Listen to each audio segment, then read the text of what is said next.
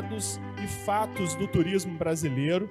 Então eu vou fazer o seguinte, nós vamos convidar um a um aqui para cima, né? Com o nosso tempo aí, uma meia horinha de fala, e depois, ao final, dependendo, a gente junta todo mundo, vamos ver como é que as conversas avançam aqui. Então, para começar, nosso primeiro convidado, Everton Alves, da Roca Seguros, números, dados de acidentes de turismo de aventura.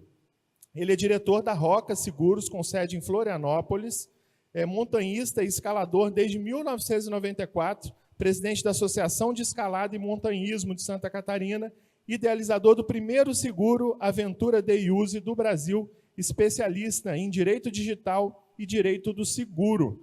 Então, vamos chegar para cá. Everton Alves, seja muito bem-vindo. E o palco do Abeta Summit é contigo.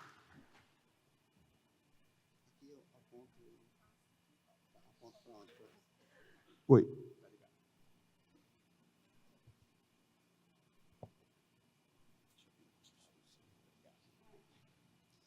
Bom dia a todos. Então, como já foi anunciado aí, meu nome é Everton Alves, e vou falar um pouquinho, então, sobre a questão de estatística e acidentes no turismo de aventura no Brasil, turismo de natureza. Esse foi um desafio aí que o Luizão me passou.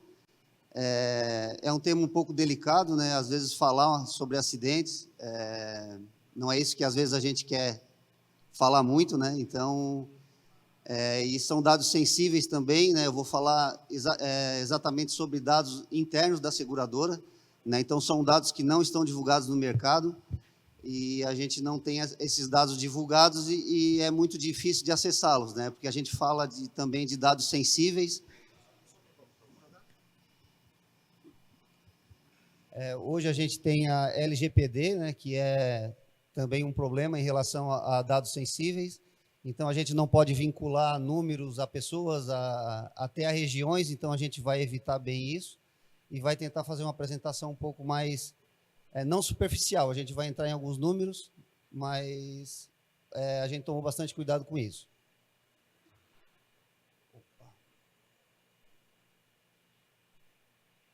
Então, a Roca Seguros ela fica em Florianópolis, né? Hoje a gente é a maior operação de seguro de turismo de aventura no Brasil. No ano passado, 2023, a gente segurou por volta de 1.200.000 pessoas no Brasil todo. Esse ano já passou esse número. Então, a gente tem uma operação bem expressiva, com presença em todos os estados brasileiros. São destinos turísticos, são parques de diversão, parques de aventura, guias, agências, enfim, é um misto de clientes. Atendemos também o guia, aquele guia individual, autônomo, né, que muitas vezes não consegue essa cobertura de seguro no mercado. Normalmente se atende somente CNPJ, né, e a gente tem esse olhar também para o pequeno, aquele que um dia pode vir a ser uma grande agência ou um grande operador turístico. Como todos aqui sabem, todos são da área, o Brasil possui algumas normas da BNT e ISO que podem ser consideradas inovadoras, né? Principalmente no que diz respeito à gestão de segurança.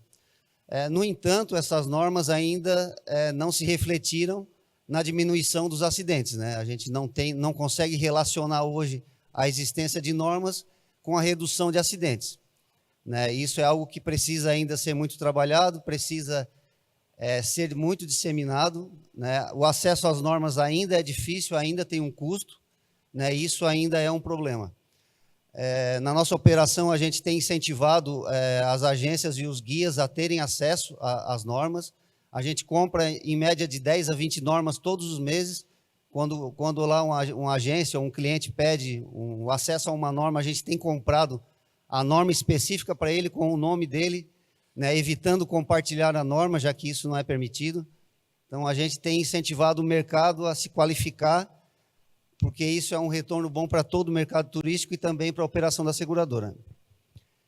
Inúmeros acidentes, então, eles são noticiados em todo o Brasil, né? Todo dia, quando a gente abre a televisão, aqui mesmo em Foz, eu estava assistindo a TV de manhã, teve relato de acidente no turismo.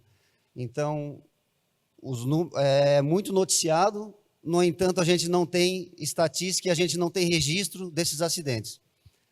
né? Isso também é um problema, ausência de estatística e número de praticantes. Essas duas informações são essenciais para o mercado segurador. Então, eu só consigo precificar o valor de um seguro se eu realmente tiver esses números. Quem pratica cada atividade? Qual é o público dessa atividade? Qual é o número de acidentes relacionados a essa atividade? E, infelizmente, a gente não tem isso no Brasil, né? A gente tem nos Estados Unidos, na Europa, isso está muito bem registrado. Agora, no Brasil, a gente não tem. E aí vem a dificuldade de precificar o valor do seguro. Hoje nós temos cobertura para 95 atividades de esportes de aventura e turismo de natureza diferentes. A gente praticamente tem 100% das atividades cobertas na nossa operação. No entanto, a precificação, a gente tem uma dificuldade. Então, a gente tem que, às vezes, diluir uma atividade menos arriscada com a mais arriscada, fazer uma média para poder atender o mercado. A gente poderia ter uma precificação muito diferente, né? Atividade com menos acidentes tem um valor muito mais baixo, atividade com mais acidentes um valor um pouco mais agravado. No entanto, isso não acontece e a gente tem que fazer hoje uma média de valores para todas as atividades, né? Então, a ausência de estatística no Brasil é o grande entrave para o crescimento do mercado segurador, né? Então, a gente tem no Brasil hoje 142 seguradoras em operação, 4 ou 5 trabalham com turismo de aventura, né? Todas as outras vão informar assim quando vocês perguntarem: eu gostaria de segurar meu parque aqui. Não temos apetite para esse risco, né? Todas irão responder isso por falta de estatística e número de praticantes. Então, a ABETA tem um papel fundamental nisso, a Férias Vivas, né, uma ONG importantíssima nesse segmento, mas a gente precisa, talvez, de algo governamental, uma política pública diferenciada, em que comece a pensar no turismo de aventura, porque a gente possa ter realmente estatísticas e cadastro do número de participantes, de operações. Então, isso precisa crescer, e isso vai ajudar muito o mercado segurador e o próprio setor, né? Essas atividades aqui que eu relacionei são as mais procuradas, são as mais seguradas, né? Quando eu falo mais procuradas, não é talvez a realidade do mercado, né? Eu estou falando de atividades mais seguradas na operação da seguradora.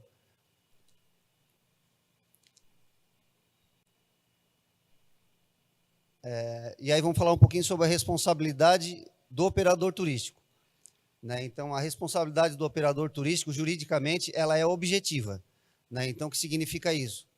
Eu respondo independente da culpa, né? Então, isso é muito grave para o setor turístico. A responsabilidade civil do setor turístico, ela não é subjetiva, como, por exemplo, um médico, um advogado, um dentista, que ele vai responder somente se for comprovada a culpa, né? Então, se um médico fizer uma cirurgia e cometer um erro médico, ele vai ser comprovada a culpa daquela situação. Diferente do turismo de aventura.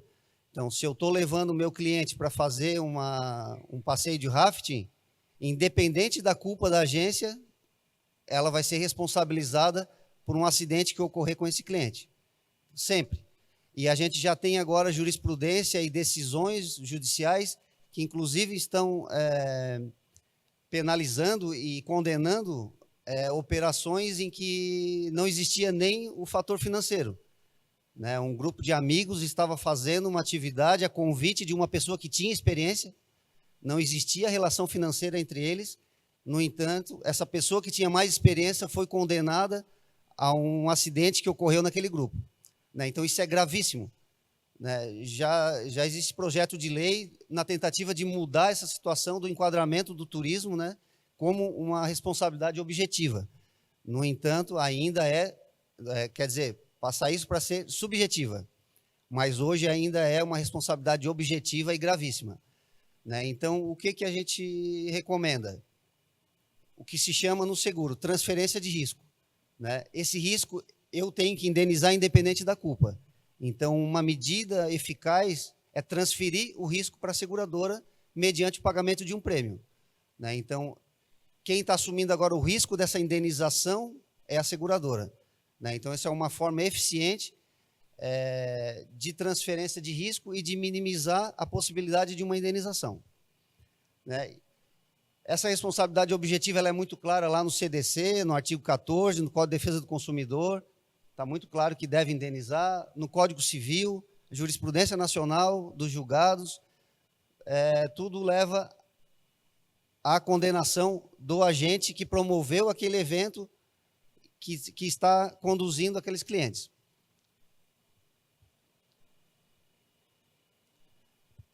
Acidentes registrados pelo mercado segurador. Aqui a gente está falando dos estados de Rio Grande do Sul, Santa Catarina, Paraná, São Paulo, Rio de Janeiro e Minas Gerais.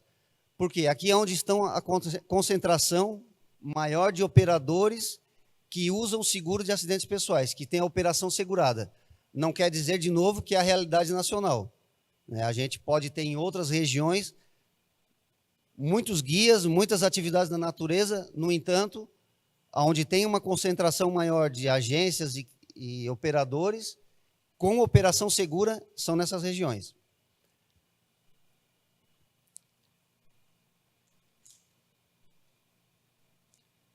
Né? Então, acidentes registrados pelo mercado segurador, eu atualizei esse dado aqui antes de vir para o evento, eu tinha, inclusive, publicado lá no blog da Beta um número bem diferente do primeiro semestre, que eram de 84 ou 87 acidentes com lesões moderadas e graves. Agora a gente já tem, até outubro, 147 acidentes com lesões moderadas e graves, 2 acidentes com invalidez parcial definitiva, então essa pessoa ficou com uma invalidez que não é mais reversível, então ela vai ficar com impedimento para alguma atividade laboral, atividade de lazer. 5 mortes acidentais, então, nesse período. E aí eu destaquei ali as atividades em que esses acidentes aconteceram. 3 delas foram na atividade de quadriciclo, né? Então, isso chama bastante atenção. Em regiões diferentes, a gente teve acidente com atividades de quadriciclo. Aí tivemos um no rapel, e tivemos também em cachoeira, que foi banho de cachoeira, mas foi decorrente de uma tromba d'água também, e aí houve um afogamento, né? Então, esses dados estão bem atualizados, eles representam a estatística da nossa operação, mas, obviamente, o número de acidentes no Brasil é muito maior, né? O que é registrado, talvez, algo em torno de 500 ou 600 acidentes no Brasil, que se tem notícia, mas a gente pode estar falando aí de 1.000, 2.000 acidentes, né, acontecendo sem o registro. Essa é só da minha seguradora. Então, é algo bem grave. A gente fez uma pesquisa com essas pessoas que foram acidentadas, né, se eles tinham comunicado também esse acidente para um outro órgão, ou noticiaram de alguma forma.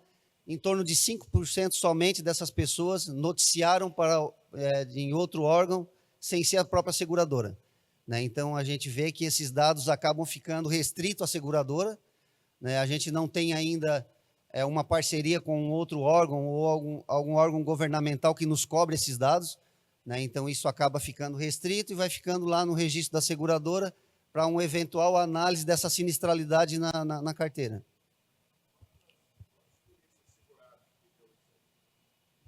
Aqui até outubro a gente tem 900 mil segurados, mais ou menos. Então, não é um percentual alto em relação ao número de segurados, né, mas é um número bem importante. E ele vem crescendo, né? O ano passado a gente teve 68 acidentes. Então, a gente tem quase o dobro de acidentes nesse ano, né? Então, foi uma diferença bem grande.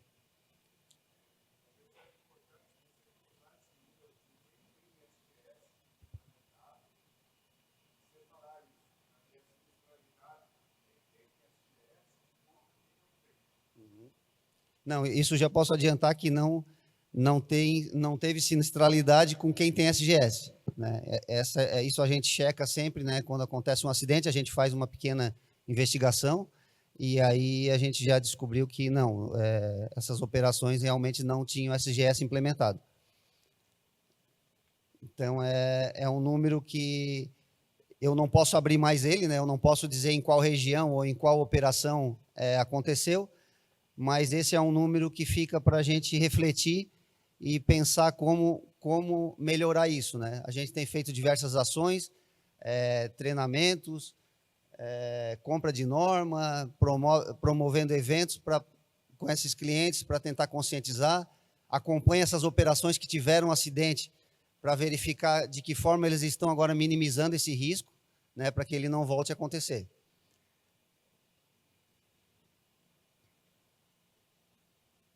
Né, então, aqui para a nossa reflexão, né, existe o risco que você não pode jamais correr, né, é o que a gente está falando. Tem risco que eu não posso correr como operador turístico, né? Se eu tenho um risco na minha operação e ele sempre vai existir, eu preciso transferir esse risco para uma seguradora, ou eu vou assumir esse risco, né? Isso também é possível.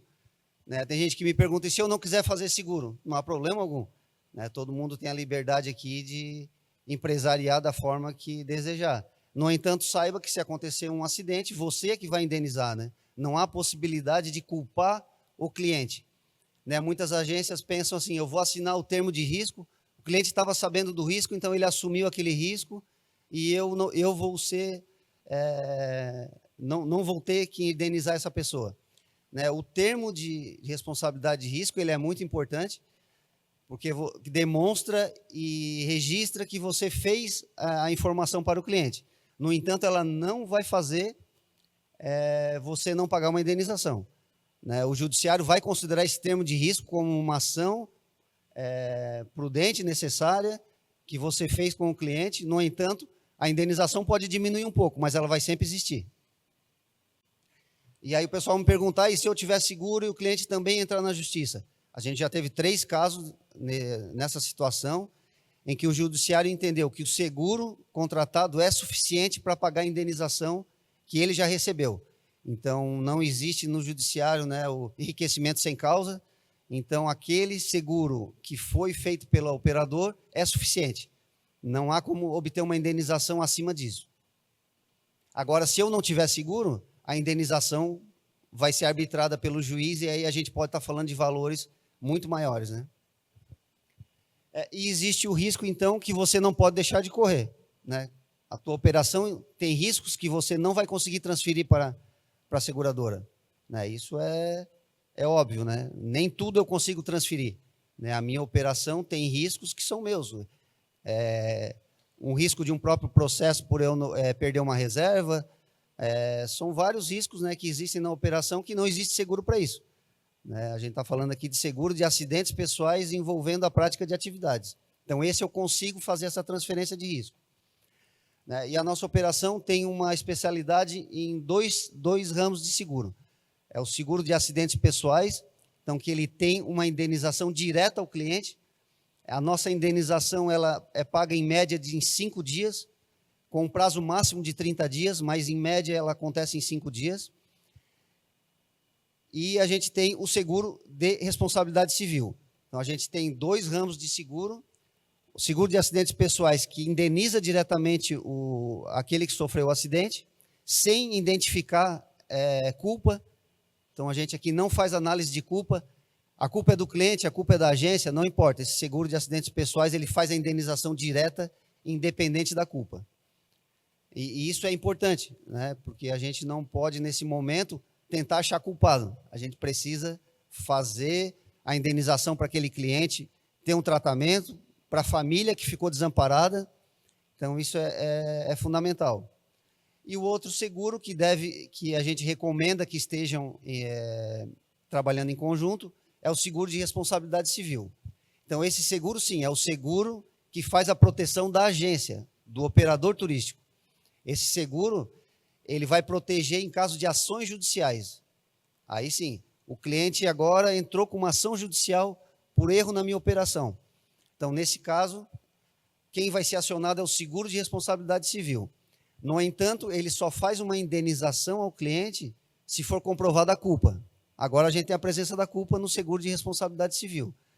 Porque esse seguro ele vai apurar exatamente se houve culpa do operador. Se não houve essa culpa, não há indenização. Né? Então, eu vejo muitas operações operações grandes que trabalham somente com seguro de responsabilidade civil. Né? Esse seguro, ok, protege a operação, mas ele efetivamente ele não dá um suporte ao cliente, a pessoa que foi sinistrada. Ela que sofreu um acidente vai ter que entrar com uma ação judicial, vai ter que comprovar a culpa daquela operação para então obter uma indenização. E aí a gente sabe, né, os caminhos judiciais, como ocorrem, quanto tempo a gente vai ter num processo desse, né? E aí o cliente vai ficar insatisfeito, não vai ser atendido, vai publicar nas redes sociais. Então, assim, o ideal é a gente ter os dois seguros trabalhando em conjunto para ter uma operação bem segura e eficaz. Não quero me estender muito em relação a isso, né? Fico à disposição se vocês tiverem alguma dúvida. E agradeço aí a disposição, agradeço novamente o convite da Beta. Esse evento é maravilhoso, eu venho participando dos últimos eventos, pretendo deixar na minha agenda todos os anos, pelo menos, o evento da Beta aqui, e agradeço e parabéns pelos 20 anos da instituição. Obrigado, Everton. Ó, como a gente ainda tem 5 minutinhos, alguém quer fazer alguma pergunta para o Everton? Eu sou o perguntador oficial da Beta, Eduardo Coelho, da região de Bonito. Você é uma seguradora ou é uma corretora? Nós somos uma corretora de seguros que tem uma operação especializada em turismo de aventura, né? E temos a exclusividade nesse produto em 2 seguradoras. Então, são 2 seguradoras que fazem o pagamento das nossas indenizações, né? E a gente tem inscrição na SUSEP para se tornar uma Insurtech, que é uma seguradora tecnológica, né? Já que a nossa plataforma ela é toda baseada em tecnologia, né? A nossa seguradora, a nossa operação ela é totalmente digital, desde da contratação até a regulação do sinistro. Então, a gente está aguardando da SUSEP esse novo movimento de aprovação que acontece todos os anos, de aprovação de novas Insurtechs. Mas, nesse momento, quem faz a garantia das indenizações são 2 seguradoras nacionais. Né? Seguro para a equipe de funcionários que estão operando a aventura, estão no receptivo, e quais são as seguradoras com que você trabalha? A gente tem a cobertura da seguradora Capemisa, tem 60 anos de mercado, aí, com sede no Rio de Janeiro, e a seguradora MBM no Rio Grande do Sul. Desculpa, a primeira pergunta. Não. Funcionários. Que a gente tem? Não. Vocês também têm um seguro para a equipe dos funcionários? Sim. Não, a gente tem a solução completa em todos os ramos de seguro, né? Esses são seguros específicos para turismo de aventura, e a gente tem também um seguro específico para os funcionários dos parques, das agências, específico. Aí é um seguro anual que a gente faz, com cobertura também para turismo de aventura. Né? Lembrando que no mercado segurador, um seguro de vida tem exclusão para turismo de aventura. Né? Lá naquelas cláusulas pequenas, se vocês forem ler, vão encontrar exclusão para turismo de aventura. A gente tem um produto específico, que é um seguro de acidentes pessoais anual para funcionários, para agentes, para guias, que tem a cobertura específica também para turismo de aventura. E fora isso, a gente também tem o seguro viagem internacional com cobertura para turismo de aventura. E aí, para qualquer local do mundo, você pode sair daqui, esquiar no Chile, voar de parapente na Europa, que a gente também tem essa cobertura agregada ao seguro viagem. Também é uma operação específica para isso. Bom dia. Gostaria de saber se, na sua opinião, tecnicamente, a Lei Geral do Turismo exige que o decreto também, que foi publicado em 2010, a oferta do seguro aos clientes, né, que é facultativo. Então, o empresário pode ou não oferecer o seguro. Na tua visão, é importante que todos os empresários ofereçam o seguro para proteger a operação, a empresa e os clientes?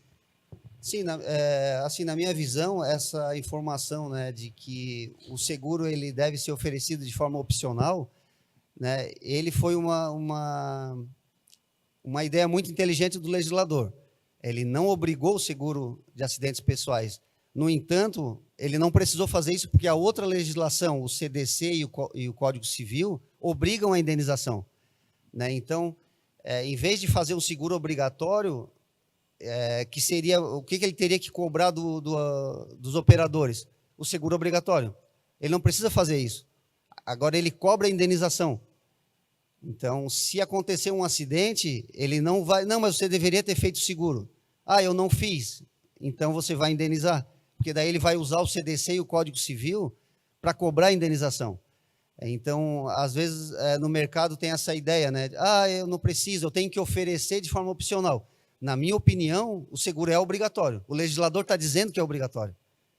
Ele só está te deixando uma liberdade econômica de não contratar.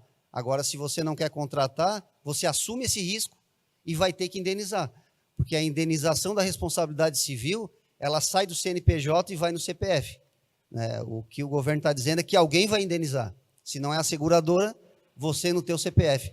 Né? Porque a indenização no Brasil ela tem um caráter financeiro, né? É sempre financeiro.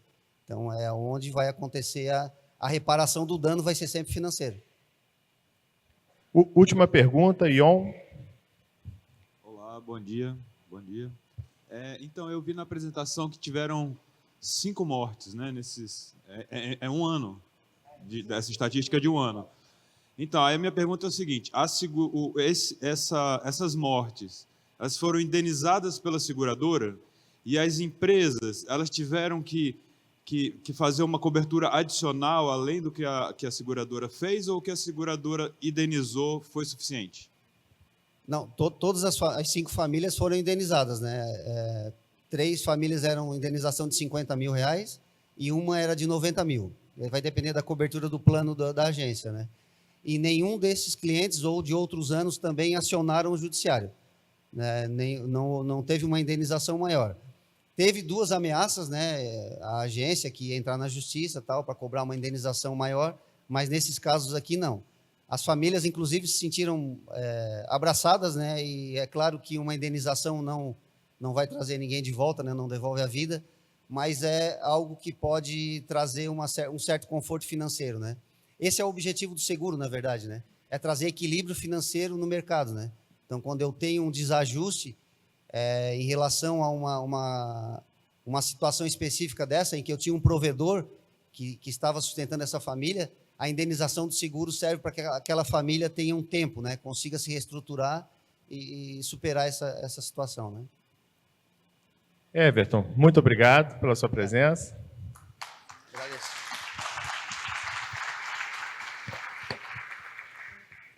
Dando seguimento aqui, vamos falar agora sobre o programa Vai Turismo. Convidar aqui a dupla Felipe Tavares e Aline Lopes, da CNC.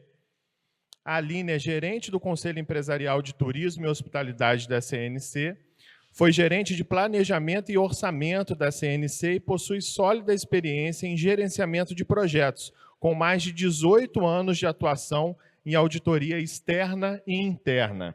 E o Felipe Tavares é economista-chefe da CNC, professor de Finanças e Econometria do IBMEC e da Regulação Econômica no MBA da FGV. É mestre em Economia Aplicada pela USP e foi superintendente de Estudos Econômicos da Agência Nacional das Águas, a ANA, e diretor de privatizações do Ministério da Economia. Sejam bem-vindos.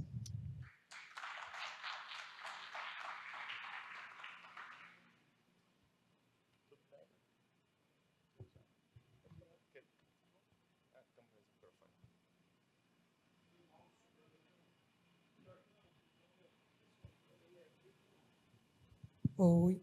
Olá, pessoal. Bom dia a todos. Muito feliz de estar aqui com vocês, vendo alguns amigos. Queria parabenizar a Beta pelo esse evento maravilhoso. Realmente é um evento diferenciado. E a gente vai falar um pouquinho aqui, bem rápido, vou fazer uma dobradinha aqui. Felipe vai começar com os números do turismo e depois eu vou falar um pouquinho do nosso projeto da CNC, do Vai Turismo, para vocês conhecerem um pouco e ver a importância que a Beta é o nosso membro, faz parte do Conselho de Turismo da CNC e é um parceiro nesse desenvolvimento desses projetos. E a gente vai falar um pouquinho aqui para vocês o que a gente está fazendo em conjunto aqui com esse pessoal, tá bom? Obrigada. Obrigado, bom dia, é um prazer estar aqui com a Beta, parabéns aí pelo evento e organização. Trouxe aqui um pouco do panorama aí do turismo dos últimos anos e um pouco do Brasil, né? A gente teve últimos anos conturbados, né? Então, a nossa economia viveu maior crise econômica em 15 e 16, depois logo disso veio, e isso tudo foi causado, né, por diagnósticos, alocações ruins lá na economia de forma ampla.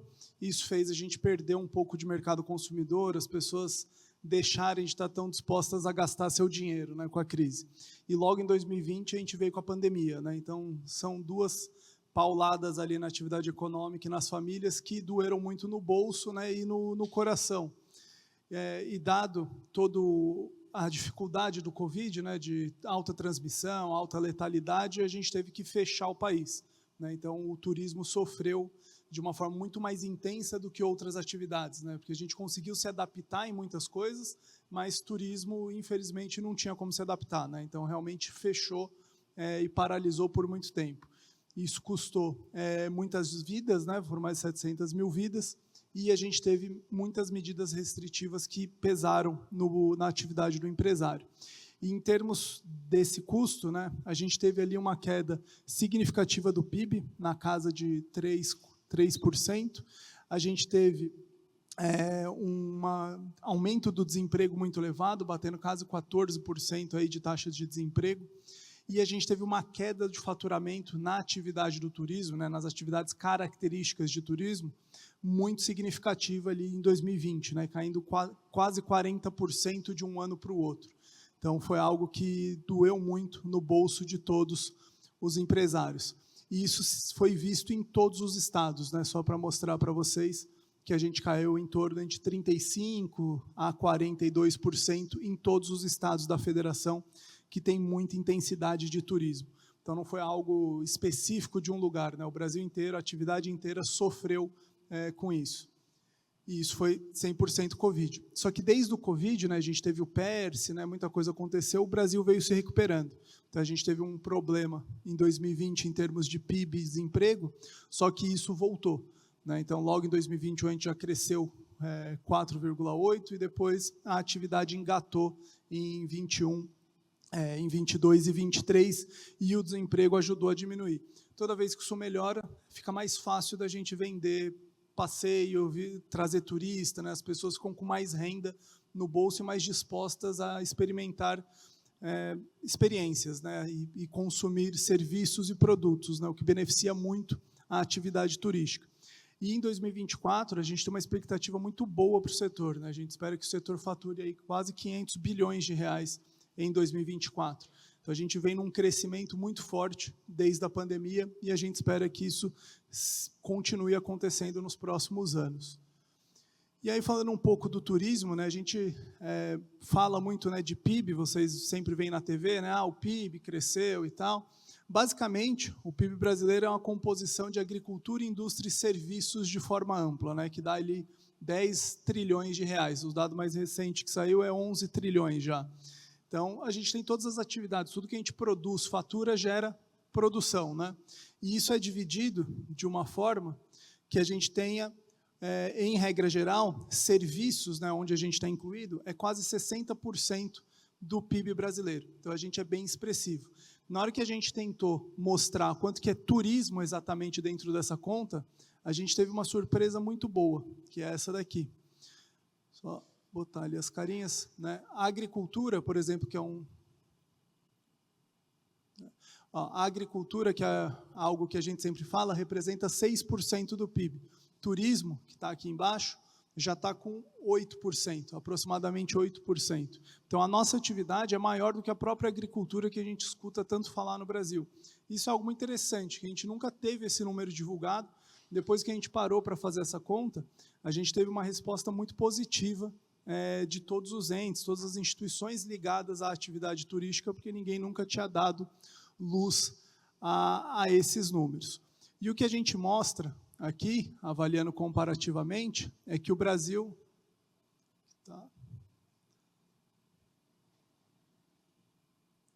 acho que está com... que o Brasil é pouco apoiado por políticas públicas, né? Então, quando a gente vê o comparativo de outros países, a gente sente que daria para fazer maior, né? Porque mesmo recebendo menos turistas, a gente já tem um peso em relação ao PIB parecido com países da Europa. A diferença é que lá as pessoas valorizam muito mais a atividade turística como uma atividade econômica de grande valor e de grande capacidade de geração de valor na sociedade, que é o que a gente luta para que isso aconteça no turismo brasileiro, né? E aí vem uma dúvida se a gente aproveita muito bem esse recurso, né? Se a gente aproveita muito bem esse turista que vem para cá. Será que a gente consegue extrair dele todo o valor que ele poderia dar para o Brasil? E o que a gente viu é que não. Que na hora que a gente vê um comparativo de países, a gente vê que a gente só tira 27% de tudo que esse turista podia trazer para o país. Por que a gente extrai pouco ele? Porque a infraestrutura é difícil, né? Então é caro você se locomover no Brasil, sair de um estado e ir para outro, pegar um voo, porque a criminalidade é elevada, então o horário que o turista circula na rua é muito reduzido, você não consegue explorar 100% do potencial de gasto dele, porque o cara fica com medo de ser assaltado, então ele só fica transitando no centro até às 7, 8 da noite, depois de lá acaba. Você tem custos, impostos elevados, toda a estrutura do país que vai além do que vocês buscam gerar valor, ela prejudica a capacidade de geração de valor, né? Então, pouco importa, às vezes, o quanto a gente se esforça, existem coisas que a gente não consegue superar. Você vai lá e faz um programa perfeito, você tem um hotel ali na beira da praia, mas aí, do nada, aquela praia está cheia de lixo, do nada você tem esgoto contaminando o mar. Não tem o que fazer, isso vai além do esforço do empreendedor, né? Então, isso que tira valor ali do turismo pela atmosfera, né? A gente não consegue explorar tão bem quanto outros países exploram o seu turista. Então, a gente deveria buscar uma melhoria do país de forma ampla, para conseguir melhorar esse custo de oportunidade, né? Então, esse custo de oportunidade que a gente tem representa que a gente deixa de faturar mais de 7 bilhões de dólares por ano, porque a gente não consegue explorar tão bem o nosso turista como ele poderia ser explorado, né? Se a gente tivesse condições mais normais dentro do país, a gente poderia gerar ali mais 7 bilhões de dólares de gastos dos turistas estrangeiros e nacionais dentro da atividade turística brasileira. E aí eu vou passar para a Aline falar, acho que do Vai Turismo, por dado o tempo, né? A gente só tem 15 minutos, mas o grande ponto do turismo brasileiro é esse: a gente tem uma atividade econômica muito pujante, mas a gente perde valor dado o resto do país, né? Porque a gente tem criminalidade, impostos elevados, infraestrutura precária, e isso vem pesando no setor de turismo brasileiro. Obrigado.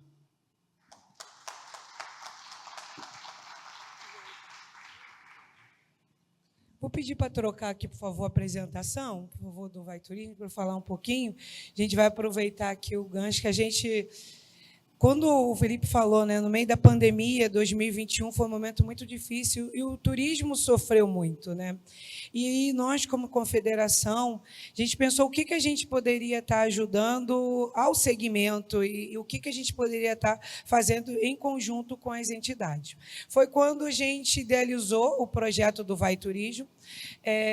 O pessoal vai passar aí, vai trocar, mas eu vou já falando para vocês. A gente idealizou, porque a gente percebia que até nas políticas públicas do Brasil, o turismo, nem todos os estados tinham proposta para o turismo. E a gente começou a fazer esse acompanhamento, essa análise, e quando a gente pensou em idealizar um painel, hoje nós construímos um painel de dados do segmento do turismo do Brasil inteiro, porque a gente sabe que cada entidade ou cada segmento tem o seu painel, tem os seus dados, tem as suas informações, mas a gente não tinha um local único que conseguia a gente analisar todo o panorama e o que a gente conseguia dar de ferramenta para tanta parte dos governantes, tanto o pessoal de entidade, números que eram confiáveis, números com os dados que tinham fontes, que tinham toda uma origem de todo o processo. Foi quando a gente, lá em 2021, junto com o nosso parceiro estratégico, a GKS, nós idealizamos o projeto do Vai Turismo. A gente chama de movimento porque é um grande movimento, a gente sabe que os dados, os números, as informações depende da ponta, depende do segmento, depende que essas entidades alimentem essas informações. Então, é importante essa participação e esse algo contínuo.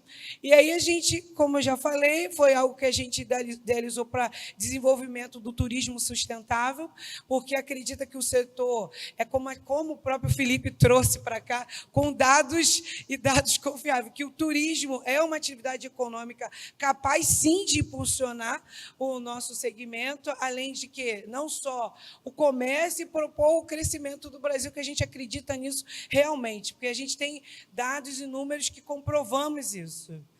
Que é algo que a gente sempre fala, né? O turismo, às vezes, a gente pensou, sempre quando idealizou, no sentido de que o turismo sempre foi falado, que a gente trazia, a gente sempre falou, a gente sempre teve certeza dos nossos números, mas a gente não tinha comprovações sobre isso. Hoje a gente tem dados que a gente consegue validar e comprovar, inclusive junto ao governo, junto ao Ministério do Turismo, para dar força, e a gente cada vez está mais impulsionando o nosso segmento.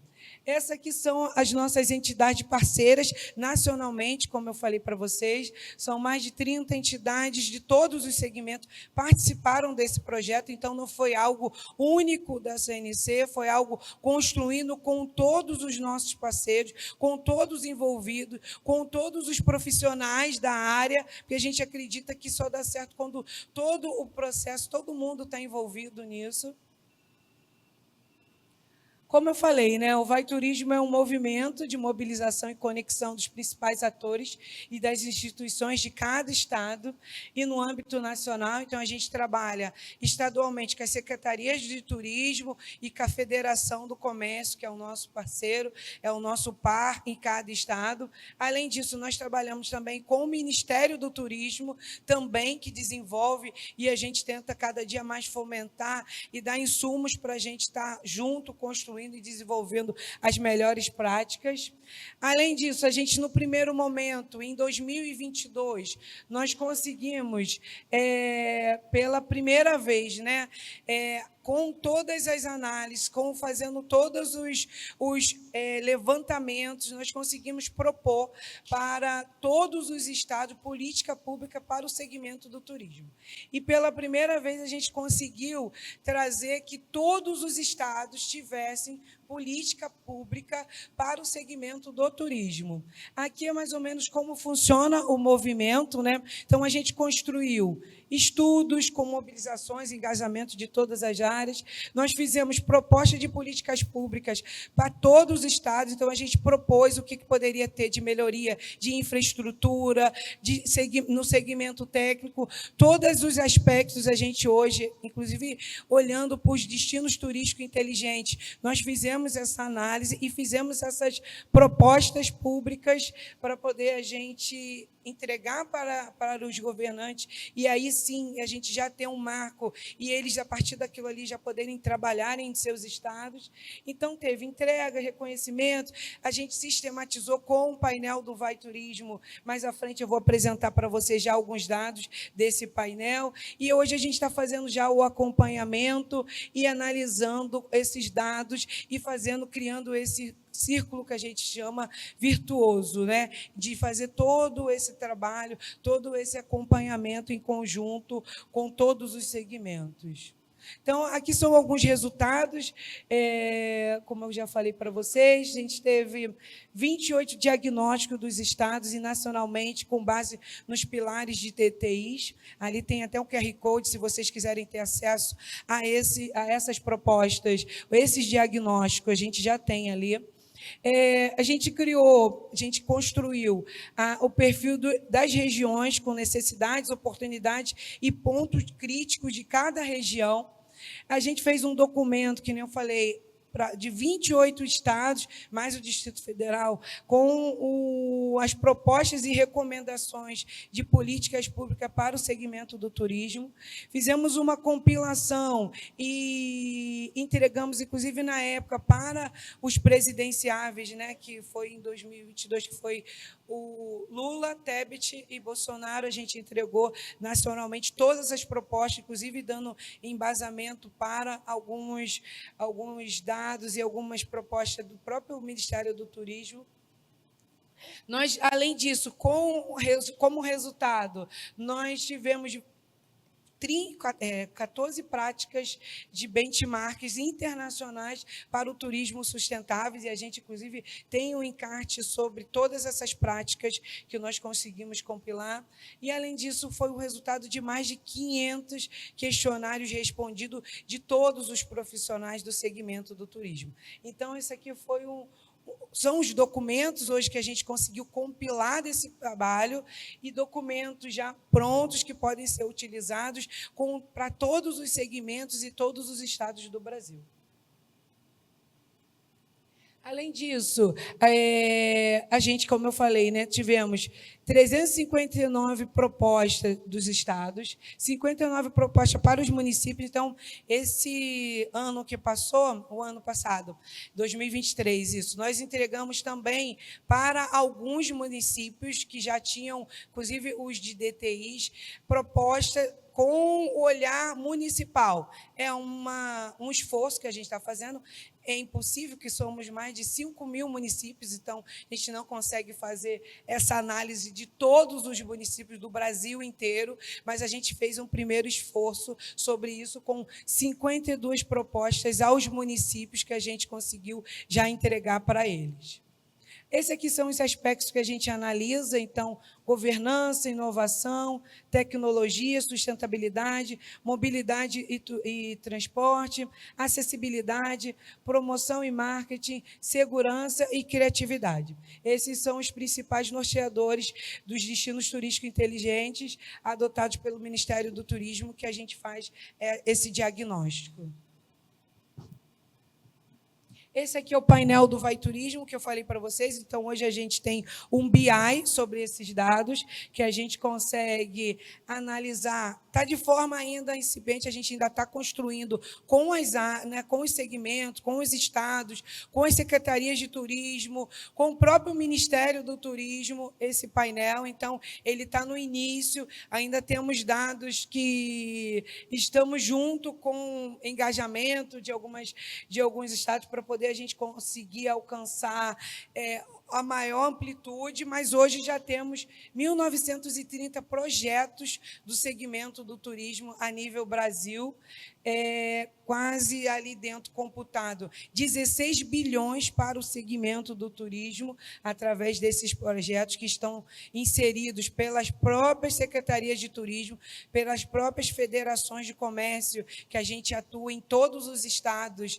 Esses projetos foram inseridos de forma de autodeclaração, então, eles imputam esses dados no nosso painel, e aí a gente faz uma análise sobre esses números. Hoje, o Ministério do Turismo, de forma mais incipiente, para fomentar e ter um panorama do todo, já inseriu 8 projetos de grande repercussão dentro do Ministério.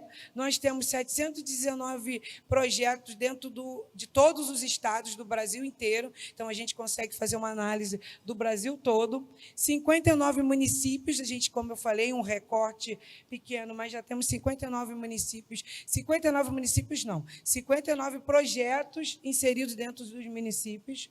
E o sistema do comércio, nós temos 1.144 projetos inseridos, que o sistema do comércio, SESC, SENAC e FEComércio atuam para o segmento do turismo. O SENAC com a capacitação, o SESC com o turismo social e as federações com as suas ações no segmento também do turismo, promovendo o setor. Aqui, só para vocês terem uma noção, como é que se permeia, então, a gente tem o portfólio de todos os projetos e a gente consegue fazer análise estadual, municipal, governamental, do próprio sistema do comércio, sobre as atividades que estão sendo desenvolvidas, sobre a infraestrutura. Vamos ter uma parte de capacitação, o que está sendo oferecido sobre os cursos para o segmento do turismo. Temos o aspecto socioeconômico, trouxemos números da OMT, e, além disso, além de outros dados que a gente hoje comporta dentro do nosso painel. Isso aqui é só para vocês terem uma noção do panorama. Esses dados foram atualizados até 30 de outubro, então é mais ou menos essa carinha que funciona, todos a nível territorial, né? Todos os estados estão hoje contemplados dentro do painel. Nós temos 1.930 projetos e a previsão orçamentária para esses projetos hoje são mais de 16 bilhões de investimento, aqui entrando em todos os aspectos, inclusive infraestrutura. Dentro do sistema do comércio, hoje temos 21 federações já com os projetos de SESC, SENAC e da própria FEComércio para o segmento do turismo, mais de 1.100, isso aqui só o que está sendo computado e que está sendo inserido dentro do sistema. Não quer dizer que esse é o âmbito total do que hoje a gente atua, mas como a gente hoje trabalha com essa parceria de que cada secretaria, de cada federação, de cada instituição, SESC regional, SENAC regional, insira esses dados, isso aqui está crescendo ao longo do que a gente está engajando e fazendo esse trabalho de divulgação sobre o nosso painel. A gente trouxe aqui um recorte bem rápido sobre o Paraná. A gente fez um filtro. Hoje a gente tem, só para o Paraná, e como eu falei, né, o que foi inserido dentro do nosso painel. 262 projetos para o segmento do turismo, mais de 1.790 mil de previsão orçamentária, e aqui está impactando a nível com fonte de recurso, público-alvo, municípios impactados. Então, a gente consegue ter um panorama do Estado como um todo. Então, aqui a gente analisa desde público-alvo, o que está sendo contemplado, fonte dos recursos, quais são, se são governamental, se é SESC, se é SENAC, se é SEBRAE, se é FEComércio, se é Secretaria de Turismo. Então, a gente consegue fazer uma análise de todo o panorama do que está sendo desenvolvido e atuado aqui, né, sendo demonstrado e fomentado dentro do Paraná. A gente fala ali, né, Curitiba como principal município impactado, porque a gente sabe que Curitiba ela tem essa referência a nível, então, até Brasil, sobre os aspectos, desde destino turístico inteligente, desde fomento de projetos. Então, a gente traz um pouquinho aqui sobre esses números. A gente fala também aqui, a gente traz um olhar sobre aspecto de ODS, dimensões de destinos turísticos inteligentes, os impactos em cada segmento dos destinos turísticos inteligentes. A gente traz aqui as parcerias. Então, assim, a gente consegue detalhar esses números e aí dar maior detalhamento e maior análise e aprofundar esses números para a gente poder dar como uma ferramenta assim, estratégica para o governante, para a atuação da FEComércio, para a atuação dos pares do segmento. Aqui é o nosso banco de projetos, então, aqueles 1.930 projetos do segmento, a gente tem todos esses projetos descritos, desde título, objetivo do projeto, resultados esperados. Então, a gente tem um banco do Brasil inteiro, de todos os tipos de projetos que existem dentro do nosso país e dentro do segmento do turismo. Aqui são outros dados, que, como eu falei, tem dados desde a OMT, dados de o público-alvo, entrada e saída de turista. A gente está trazendo, inclusive com os nossos parceiros, a gente vai trazer dados da Brastoa, dados, a gente futuramente quer trazer dados da própria Betas e trazer de todas as nossas entidades que são parceiros nossos, fazem parte do nosso Conselho de Turismo, para ficar dentro do nosso painel, porque a gente acredita que ter um repositório, ter todos num único lugar, realmente vai gerar valor ao processo e valor aos números. finalizando no minuto certinho, né, que a gente combinou. Aqui eu gostaria que vocês, aí o nosso QR Code, tem todos os projetos, se vocês puderem entrar, conhecerem, curtir as nossas páginas, ali vocês conseguem ter dimensão, todos os diagnósticos que nós fizemos, sobre o painel, o que está sendo construído. O painel ainda não é liberado para o público, porque hoje a gente está atuando, primeiro que a gente está captando esses dados, então quem tem acesso ao nosso painel são o pessoal do governo, então o secretário de turismo de cada estado, a FEComércio de cada estado, alguns membros que fazem parte para a gente poder fazer essa melhoria, porque a gente está no processo ainda de fazer toda a análise desse BI, toda a crítica sobre esse, para futuramente a gente estar vendo qual seria a melhor forma desses números estar sendo divulgados. Mas na nossa página do Vai Turismo, cada diagnóstico, a gente hoje já tem um resumo executivo sobre esses dados, e cada diagnóstico mensalmente está sendo divulgado, e no nosso painel do portal do vaiturismo.com.br, gostaria que vocês entrassem lá, vocês vão conhecer um pouquinho mais e poder já ter acesso aos diagnósticos que foram feitos e ao resumo executivo do que está sendo feito desse painel. Muito obrigada, desculpa, passei uns minutinhos, mas queria agradecer. Sem problemas. Aline e Felipe, nós agradecemos muito aqui em nome da Beta, na parceria de sempre ainda da CNC, grande parceira da Beta Summit, da Beta, e foi um prazer tê-los aqui conosco. Vamos seguir aqui nos nossos números e dados e fatos do turismo brasileiro, falando agora sobre mapeamento de geodados. Agora quero convidar aqui ao palco do Beta Summit, Marcela Pimenta, Turismo 360, é mestre em gestão turística com foco em turismo sustentável pela Universidade de Les Illes Balears, da Espanha. É sócia e líder de estratégia da Turismo 360 e uma das fundadoras do Turismo Spot, um portal de conteúdo técnico em turismo.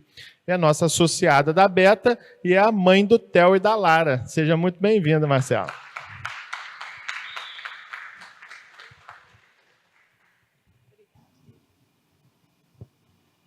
Bom dia a todos. Queria parabenizar a Beta pelo evento, dizer que a gente tem muita honra de ser parte aí da família Beta. Ele vai colocar minha apresentação? Vou falar um pouquinho de tecnologias que apoiam o levantamento de dados do turismo no Brasil, mas antes eu queria apresentar para vocês a Turismo 360. A gente acredita que turismo com propósito é igual a territórios protegidos e prósperos.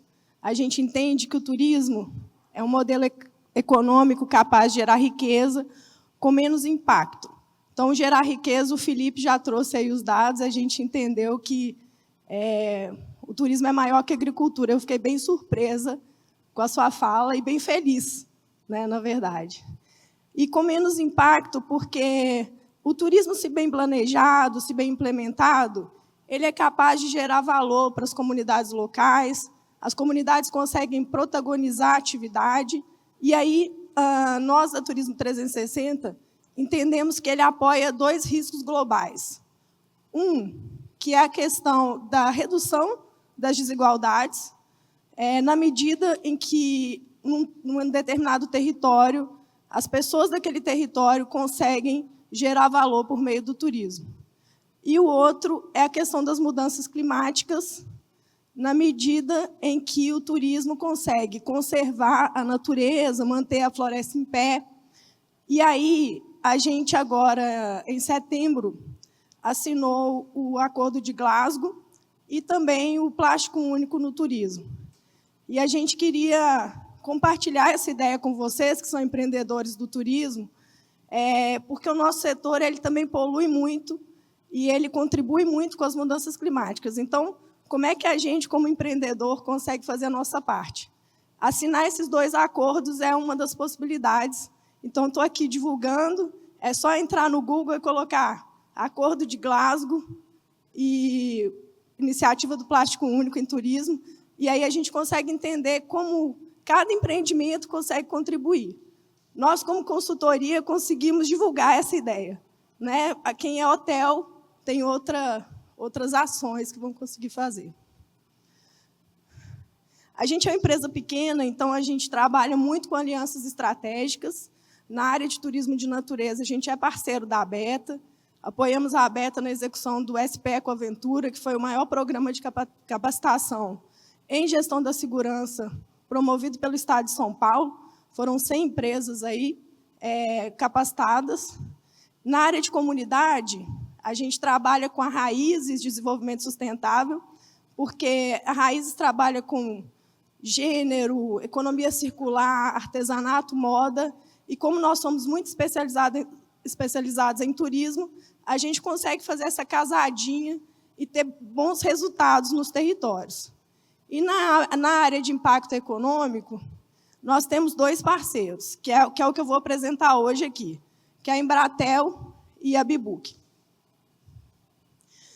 Em 2021, a gente começa conversas com o time da Embratel, porque eles têm uma tecnologia que se chama Claro Geodata. E tem uma empresa que se chama Kido Dynamics, que é uma empresa suíça, que faz todo o processamento desses dados e entrega informações específicas para o turismo. Então, a gente começa essas tratativas e, em 2022, a gente assina o termo de parceria com a Claro. Então, nós somos a única empresa de consultoria do Brasil que tem não só em turismo, mas em todas as áreas, que tem esse acordo com a Claro. E aí, a gente, explicando um pouquinho como é que funciona esses dados da Claro. Primeiro, CDR de telefonia celular. Todo registro toda ligação ou WhatsApp que você recebe, tudo é registrado nesse chamado CDR. E o que a gente faz aqui para o turismo é processar esses dados de CDR. Então, assim, se meu DDD é 82 e eu estou em São Paulo, a Claro automaticamente vai saber que eu não sou de São Paulo. Se eu moro em São Paulo e meu DDD é 82, a Claro vai saber que eu moro em São Paulo, porque eu fiquei 15 dias consecutivos ou 18 dias não consecutivos em São Paulo. Então, não é pelo DDD que se olha, é pelo CDR, é pela minha movimentação no local. A Claro tem 33% do mercado de telefonia no Brasil. Então, é uma amostra muito expressiva, e aí a gente trabalha com extrapolação estatística. Então, o dado de turismo que sai é um dado já extrapolado estatisticamente. As informações pessoais são anonimizadas pela LGPD e já são totalmente agregadas. O que é possível consultar, né? Número total de pessoas.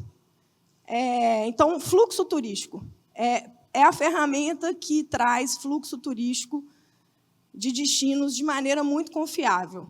Então, sem fazer de forma muito passiva, né? Basta o usuário mexer no celular, receber uma ligação, que aí já consegue registrar o fluxo. Distribuição por horário e duração. E aí eu vou mostrar um exemplo, vocês vão entender melhor. Classificação do público. Se é um público residente, ou seja, o público que ficou de 15 a 18 dias, 15 dias consecutivos ou de 18 dias não consecutivos numa cidade, ela é considerada um público residente. Se o público são pessoas que saem do local, por exemplo, numa região metropolitana, e vão para a cidade, assim, com certa frequência, a Claro considera que são trabalhadores regulares. Ou seja, não são considerados turistas, nem os residentes, nem os regulares. E se é um público que fica alguns dias no local, são considerados visitantes, e dentro dos visitantes a gente tem os turistas. A origem do público, a segmentação demográfica, nacionalidade, gênero e faixa etária, e a estadia média. Ou seja, são poucos e excelentes dados, né? Quais são os benefícios que a gente enxerga? Primeiro, independe de interação. Não é aquela coisa que eu tenho que entrar no aplicativo, o turista vai ler o QR Code, vai preencher dado. Não. Basta usar o celular e aí a gente já tem o dado. Segundo, os dados são contínuos, carregados de forma diária. E a gente tem um histórico de dados desde 2023. Quer dizer, a Kido já tem esse programa em outros países há mais tempo, mas aqui no Brasil, a Claro é a operadora e desde 2023 que eles estão com esses dados. E aí a gente consegue ter o dado atualizado diariamente em D-20. O que significa isso? Significa que eu tenho dado de 20 dias atrás, sempre.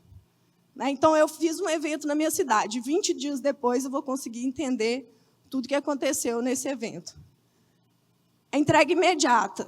Então, os dados estão ali de forma instantânea, por meio de API, e você consegue puxar esses dados. A flexibilidade. Então, eu posso fazer o meu projeto de dado, eu consigo entender o que eu quiser a partir da minha demanda como gestora aí do destino. E assertividade. Elevado nível de acurácia estatística, principalmente para dados nacionais.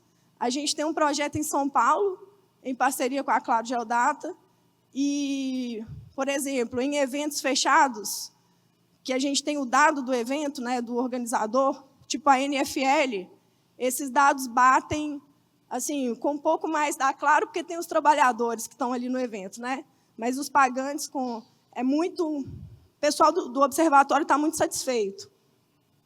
E aí a gente também entende que tem algumas limitações que eu queria colocar para vocês. Primeiro, dados internacionais.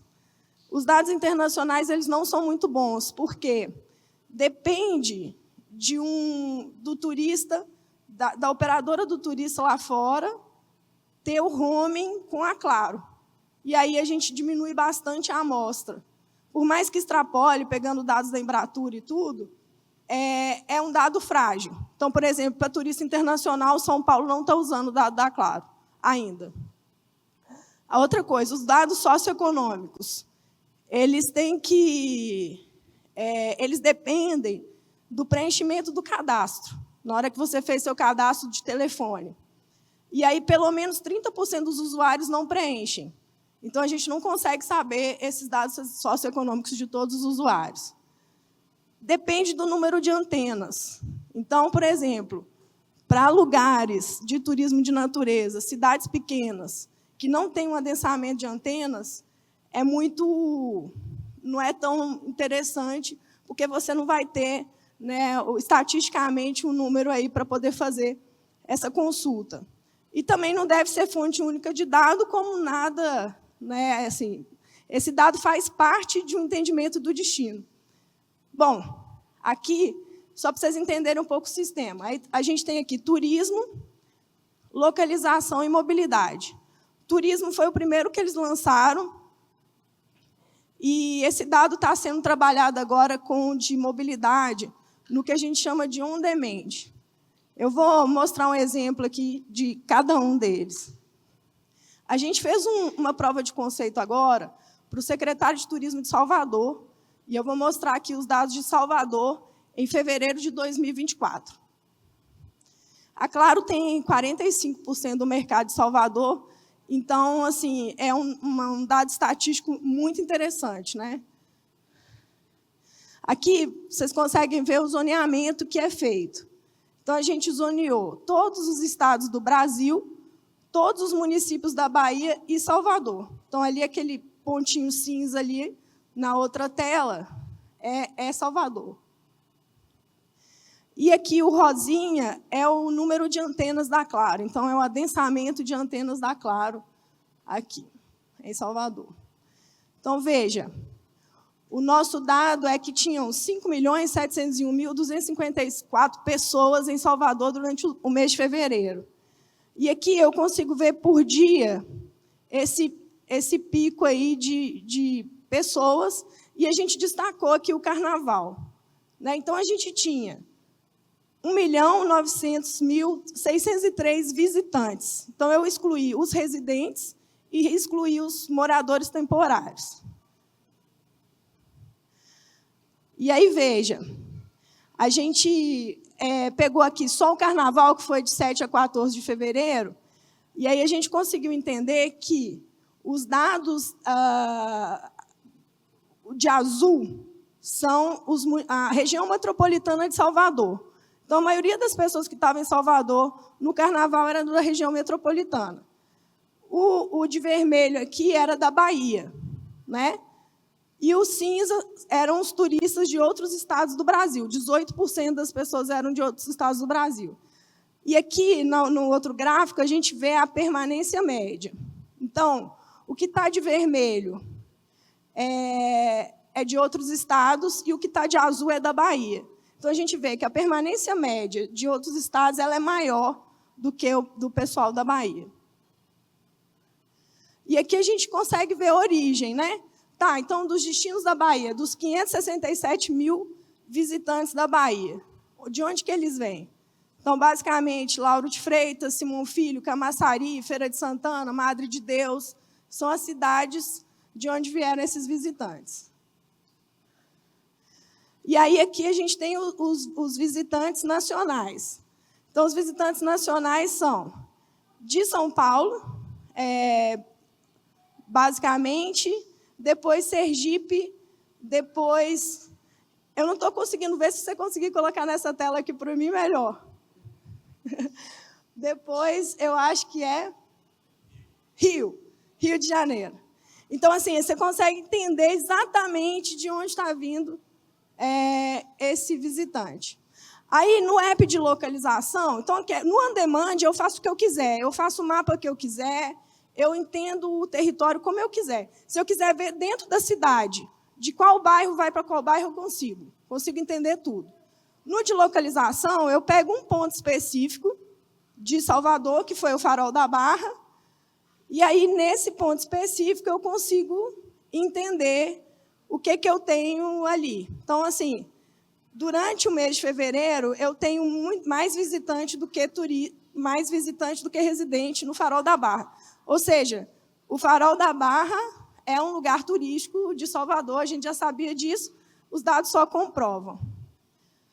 E aí eu consigo entender o perfil socioeconômico, né, dessas pessoas, a faixa etária dessas pessoas e de onde que elas vieram. Tá? E aí, quando a gente pega o dia de maior pico, né, em Salvador e no Farol da Barra, eles coincidem. Né? Então, o dia 10 era o dia que tinha mais gente em Salvador e mais gente no Farol da Barra. E aí, se eu pegar só o dia 10, eu vou entender que 93% das pessoas eram visitantes. Então, foi o dia de realmente mais turismo em Salvador, em fevereiro. E aqui, olha que interessante, eu consigo ver por horário. Em que horário esses visitantes chegaram em Salvador e qual é o perfil socioeconômico desses visitantes. Então, essa é a Claro, o Claro Geodata, que é uma ferramenta muito potente, que a gente acredita muito nos dados e estamos trabalhando junto com eles há 3 anos. E aí, a outra ferramenta que eu quero apresentar é a Bibook. A Bibook ela é uma startup focada em competitividade hoteleira. Então, basicamente, eles processam mais de 100 indicadores por segundo através de inteligência artificial e eles conseguem dar para o hotel melhores tarifas, propor melhores tarifas com previsão. Então, é uma ferramenta preditiva de revenue management, né, basicamente. E aí, eles fazem integração com o sistema dos hotéis, que chamam PMS. E todos os hotéis e a Bibook, eles assinam um termo que eles chamam de NDAs. Então, é tudo confidencial, tudo anonimizado, de acordo com a LGPD. A Bibook ela é uma startup acelerada Google, e eles têm um projeto com o CESA, que é o maior centro de inovação, né, e conhecimento do Brasil, que fica no Porto Digital, em Recife. Eles têm mais de 10 pessoas trabalhando só em inteligência artificial lá.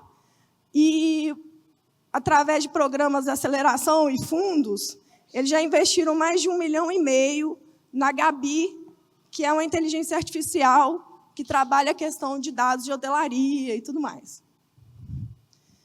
Com a Bibook, a gente montou o que a gente chama de observatórios digitais de turismo.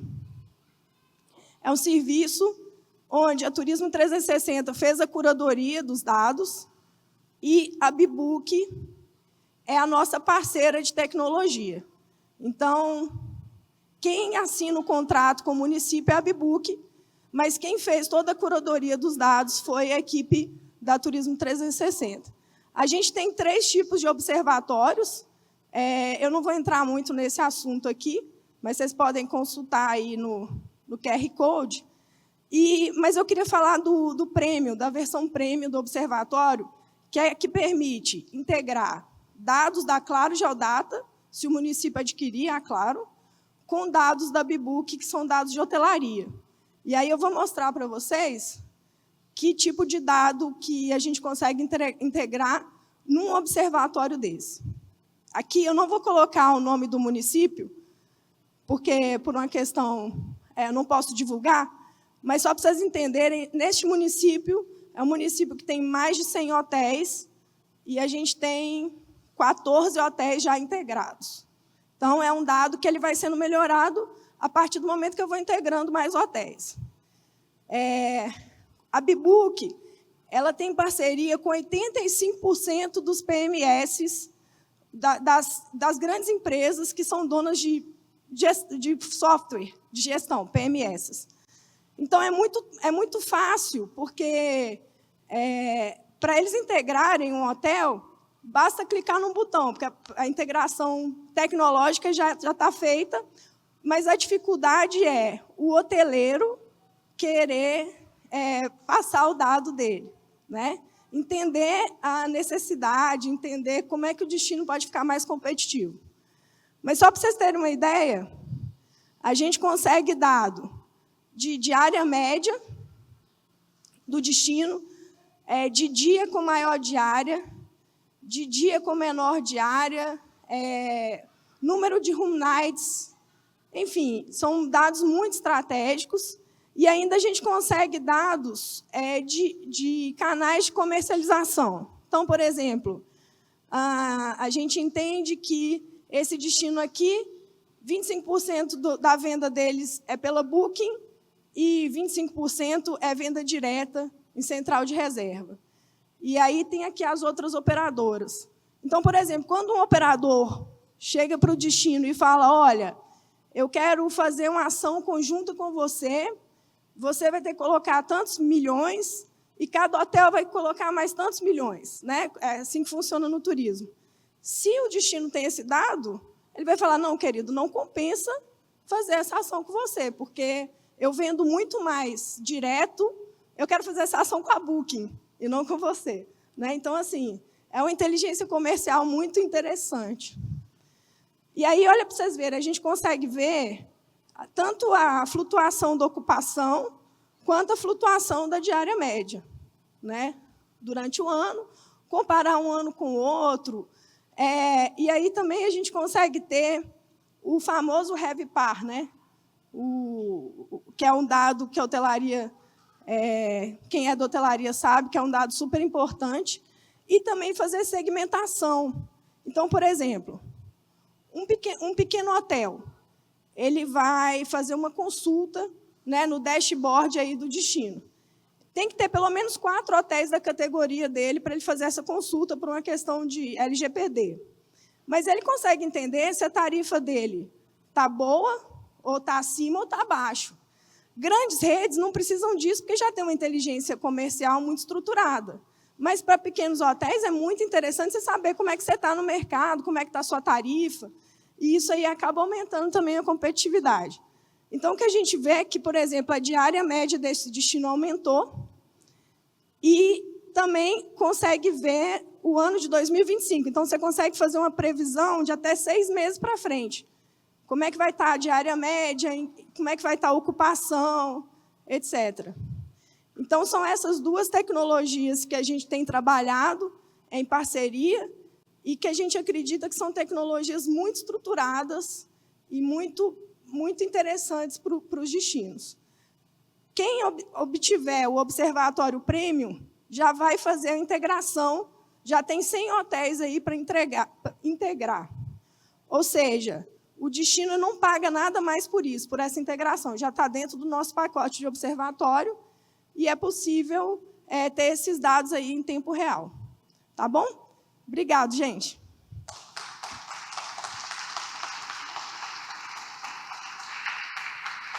Muito obrigado, Marcela. Foi um prazer.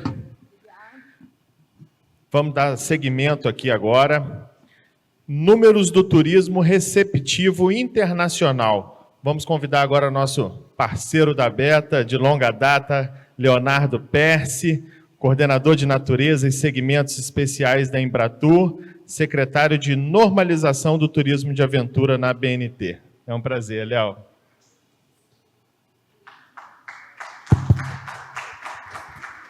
Obrigado, Gil. Obrigado, Gil. Agradeço a todos vocês aqui presentes hoje na Beta Summit. Para nós aqui da Embratur é uma honra estar aqui. Sou Leonardo Persi, então agora coordeno a área de segmentos turísticos dentro da entidade. E primeiro agradeço a oportunidade de ser convidado pela presidência, né, da Beta, toda a diretoria, os associados, para a gente trazer um pouco mais de informações sobre dados. Que a gente trabalha no segmento internacional de promoção do Brasil no exterior. Também agradecer aí a nossa diretoria, o Bruno Reis, o meu gerente Alexandre Nakagawa, pela oportunidade de estar aqui com vocês hoje para bater esse papo. E eu acho que é muito interessante, né, ter algumas informações e já saibam que a área de dados não é a minha área de especialização. Eu tenho aí um trabalho forte na área de ecoturismo e aventura, na área de promoção. E depois eu vou mostrar aqui a nossa equipe que cuida da área de dados da Embratur, que é uma referência hoje de informação. E, mais do que tudo, já fica um recado para todos, que acho que é muito importante isso, é que o dado por si só não basta para que a gente possa fazer uma gestão profissional da empresa, do destino, seja municipal, estadual, do destino Brasil. A gente precisa ter a informação coletada e criar estratégias a partir desses dados, criar planos para que a gente possa implementar e gerar resultados mais assertivos, de forma que a gente consiga gerar o que é o objetivo do Brasil em promover o nosso país no exterior e gerar um aumento efetivo do número de turistas que acessam o nosso país e também um aumento de renda das regiões que são visitadas pelo país. Então, a informação, quero comentar com vocês que toda essa apresentação está disponível depois para vocês nos portfólios do evento. Os dados no turismo, a gente tem essa coleta de informação que é gerada não só pela Embratur, mas ela faz hoje também uma parceria com diversos estados ou municípios brasileiros que trazem para a Embratur, dentro da área de dados, informações para que a gente possa compreender o comportamento dos viajantes, tomar decisões informadas e analisar desempenhos e resultados. Essa coleta de dados começa na pesquisa, né, onde você tem a condição de analisar essas informações, gerar estudos e relatórios, entendendo o perfil desse consumidor que visita o Brasil, desse turista estrangeiro que vem ao país visitar em diversos segmentos do turismo, para que a gente possa, então, planejar estratégias de ações baseadas em dados e informações e aí sim realizar todas as ações que a Embratur tem feito hoje em termos de campanhas, fan tours, press trips, outras ferramentas de promoção internacional, até participação em feiras, sendo que hoje, então, toda a decisão de investimento da Embratur é baseada em dados, para que a gente possa, de fato, ter um investimento, já que o recurso é restrito em termos de investimento internacional.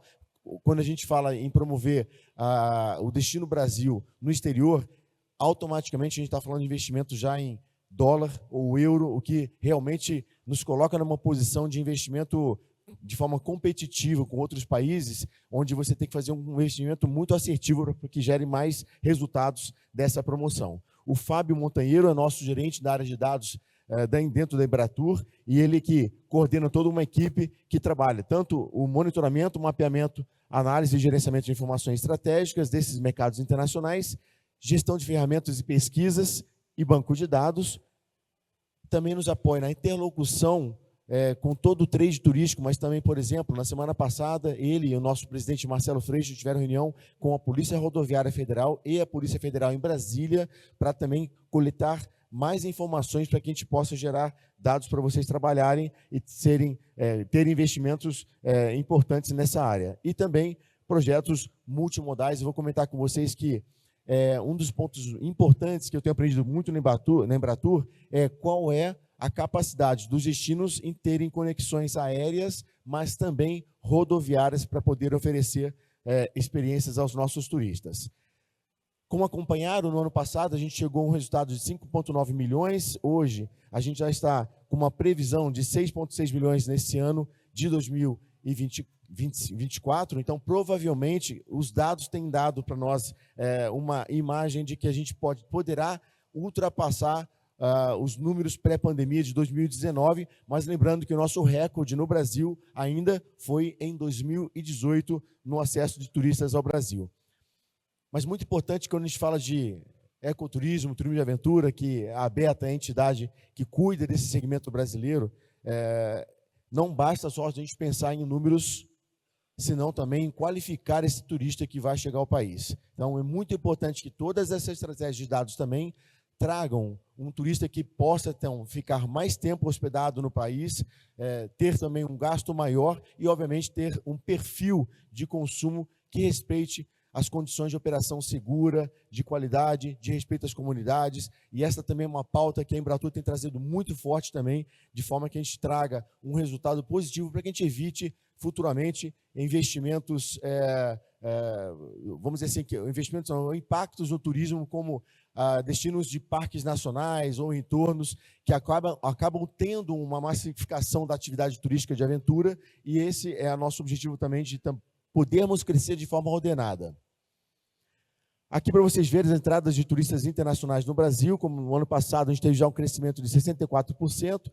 Esses são alguns dos países prioritários para o Brasil, com destaque aí, né, para o aumento no ano passado de 82% no mercado da Argentina, visitando o país. Aqui tem uma grande interface também de conexão modal da região sul do país, onde eles entram muito também de forma rodoviária para acessar o nosso país também. Lembrando que esses números têm um aumento em relação ao ano anterior, que já mostra também um número pós-pandemia. Estados Unidos com 52% de crescimento. Quero destacar aqui, por exemplo, Chile, né, o Peru também, que tem 61% de crescimento, e muito importante também a gente aumentar o número de voos do Brasil chegando ao país, né, de outros países. O Felipe, né, o Phil, cuida da área de modais dos aéreos e tem feito vários acordos com companhias aéreas, mas também a gente não pode esquecer tanto da área rodoviária que eu comentei, como também parcerias como nós temos com a Associação CLIA, que cuida dos cruzeiros, e a gente tem feito uma promoção também muito assertiva para que a gente possa aumentar o número de cruzeiros marítimos do país, mas também os cruzeiros fluviais, especialmente na região do Pantanal e da Amazônia brasileira. Para esse ano, já temos uma previsão aí de aumento de 11% também de crescimento. Posso comentar que, no caso do Chile, foram criadas novas conexões aéreas com empresas de baixo custo, low cost, por exemplo, voando diretamente de Santiago para Florianópolis. Então, isso gerou um crescimento importante e relevante em Santa Catarina com o mercado desse país. Em termos de receita, no ano passado, então chegamos aí a quase 7 bilhões de receita nominal em dólar e receitas em bilhões, a cotação do ano também, a previsão de 34 bilhões de reais trazidos ao país. É importante dizer que a gente tem em torno de 20 a 25 países estratégicos com os quais o Brasil trabalha a promoção internacional. Para isso, muito importante pensarmos que temos 3 blocos de informações aqui. Um, dados de emissão e chegadas de turistas internacionais. O outro, dados que são coletados em termos de gastos desses turistas no país também. E a questão também muito pontual que a gente tem que estar atento previamente por exemplo, a questão de vistos de chegada de turistas estrangeiros no Brasil, uma vez que nós temos acordos que se renovam anualmente, mas, na nossa opinião técnica, é muito importante que o Brasil tenha um olhar mais amplo porque tem a questão de reciprocidade. Se um país exige o visto do brasileiro chegar, por exemplo, nos Estados Unidos, até vamos exigir do norte-americano ter o visto para chegar no Brasil. Mas isso é um fator decisório para que as famílias, os viajantes, comprem com antecedência a viagem ao Brasil. Então, a gente tem que estar muito atento a isso e nos anteciparmos nessas relações com os países, que a gente possa ter, então, uma abertura um pouco maior, uma vez que o Brasil hoje quer ampliar o número de visitantes estrangeiros no nosso país. Como a gente comentou, então, é fundamental que eu diria, prefeituras, os conselhos municipais de turismo, as secretarias estaduais, utilizem essas informações, os dados, para que eles possam criar suas estratégias de ampliação de visitantes. Nós temos tabelas automáticas de análise de dados, chamadas então dos dashboards, perfis de consumos e relatórios que são oferecidos no site dadosembratur.com.br e antecipação e previsibilidade. Então, uma dica muito importante é que vocês observem não só os dados passados dos últimos anos ou meses para fazer essas análises, mas agora a gente tem feito também uma análise prévia, com informações de quantos turistas têm comprado passagens aéreas para o Brasil nos próximos 6 meses, por exemplo. É importante dizer também que quando um cliente, vamos supor, da Alemanha, compra um pacote para o Brasil, voando da capital da Alemanha para Rio de Janeiro, ou São Paulo, ou outro estado brasileiro, se ele compra esse pacote na Alemanha, fazendo uma viagem, por exemplo, de 20 dias, e já compra no aéreo todas as pernas do voo interno do Brasil, ele entra para os dados estatísticos. Agora, se ele pousa no Rio de Janeiro e fica aqui 20 dias no país, mas depois decide a compra para ir para Salvador, para Paraná e assim por diante, esse dado interno não é coletado pelos dados oficiais, certo? Então, isso é muito importante dizer que podem existir dados que não são aqui contemplados nessas informações. Com relação à chegada de turistas, então, nós temos, como eu falei para vocês, uma parceria com a Polícia Federal, o Ministério do Turismo e a Embratur, que a gente coleta esses dados e também respeitando as questões de LGPD, mas compartilha as informações para vocês. Então, é possível, no portal do Embratur hoje, você fazer uma série de análises para entender quais são esses turistas que chegam ao país, trazendo também ranking de turistas por países e por estados, e possibilidade também de você fazer o download dessas informações para análise das reuniões. Panorama atual do Brasil, então a gente mostra também aqui hoje que há um crescimento, nesse ano já em torno de 21%, no aumento da chegada de turistas internacionais. Nesse gráfico a gente tem uma análise também por ano, né? No caso, sempre lembrando que a pandemia, nós tivemos uma redução importante aí do número de visitantes no país também. Essa linha do tempo é muito importante a gente analisar também aqui, no caso, a imagem e reputação do Brasil em relação a dados que foram pesquisados com 3 mil turistas estrangeiros que visitaram o país. Dali a gente conseguiu coletar dados sobre os principais destinos de interesse, pontos turísticos e informações da imagem do país lá fora. Ainda assim, hoje, o principal segmento que traz turistas ao Brasil ainda é o sol e praia. Ele é o principal indutor da viagem do turista brasileiro ao país. O que a gente tem buscado muito fazer também é diversificar essa oferta, como foi feito aqui ontem, num bate-papo nos outros painéis sobre turismo e observação de aves. É um dos segmentos do birdwatch que a Embratur tem atacado no sentido de fazer uma promoção mais direcionada para esses segmentos de natureza. E dentro do nosso portal de dados, a gente consegue ter aqui informações país a país para que vocês possam coletar dados de interesse de viagem. O Brasil aqui mostra que estamos aí com em torno de 30% dos dados de interesse de visitação internacionais dos turistas estrangeiros. Receitas turísticas, a gente também tem uma cooperação com o Banco Central do Brasil, trazendo informações também de câmbio, que essa é uma informação importante para que a gente possa também coletar dos nossos clientes que viajam pelo Brasil também.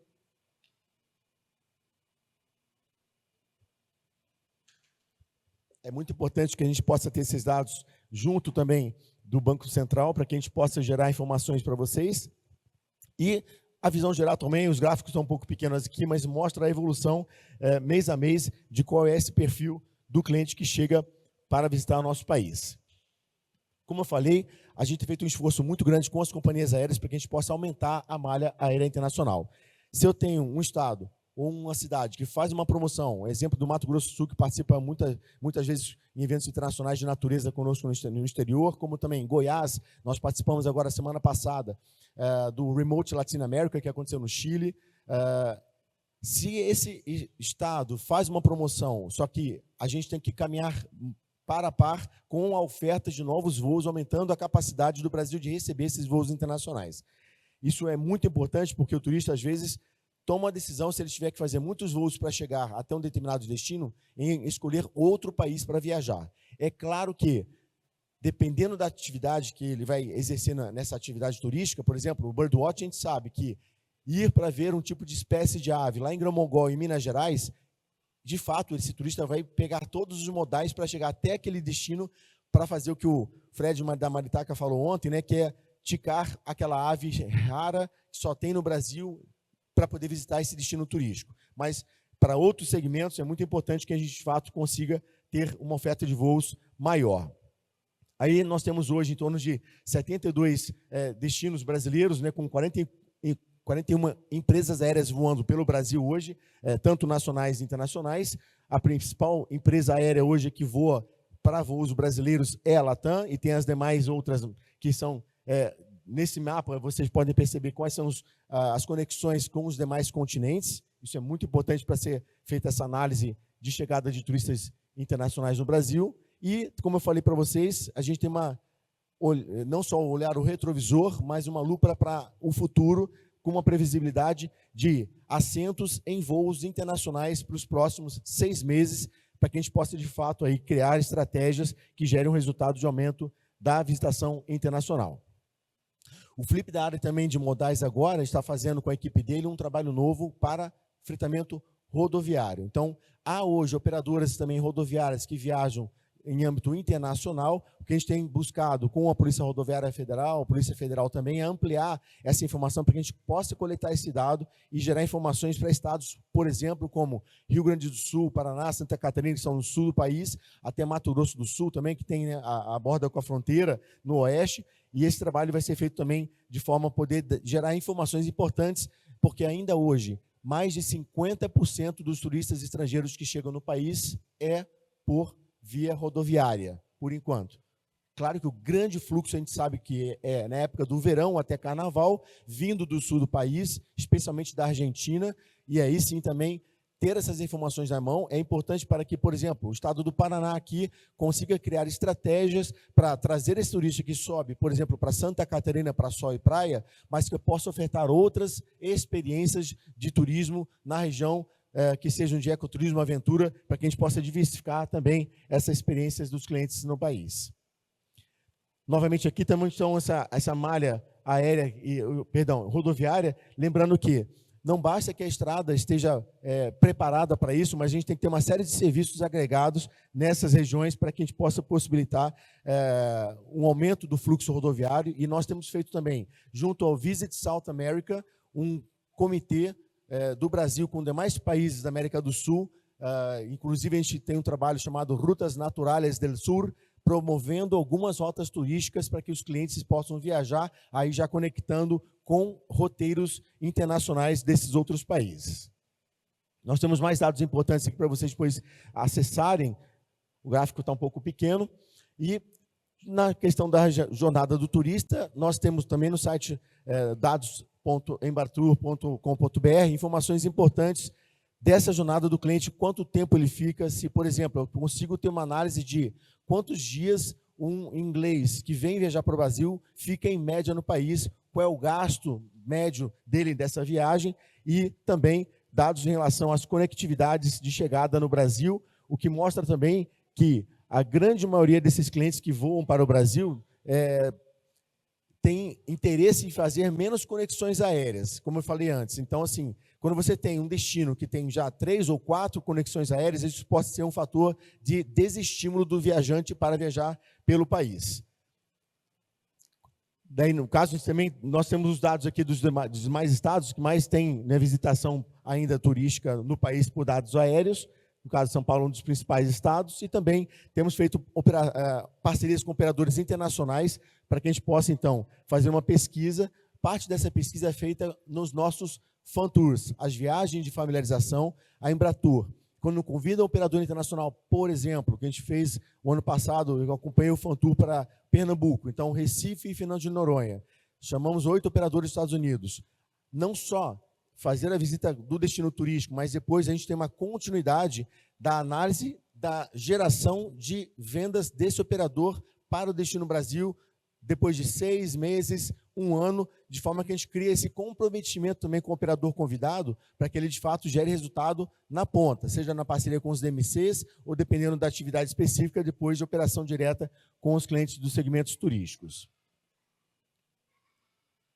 Aqui, só para mostrar para vocês uma nuvem de palavras aqui, que hoje ainda o Brasil é visto, como eu falei para vocês, como destino de sol e praia, mas atrelado a ele, os destinos de natureza, ecoturismo, são realmente um dos principais pontos pelo qual o turista traz ainda o seu interesse ao país, inclusive também o tema da cultura, que é muito forte e tem sido trabalhado pela Embratur nesse sentido também.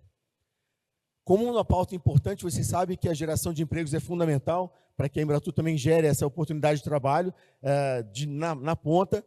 É muito importante também dizer o seguinte, quando um destino se prepara para atender o turista estrangeiro, ele tem que se preparar e nisso a gente tem que dar um salto de qualidade de fato, não só na questão de oferta de serviços com idiomas internacionais, mas de toda essa experiência do visitante, né? E por isso que é muito bom, Marcela tem trazido aqui essas informações de você usar hoje o celular como base de informação para a chegada desse cliente ao nosso destino, e como é que a gente pode também acionar esse cliente de forma que ele consiga consumir mais experiências no país nesse sentido.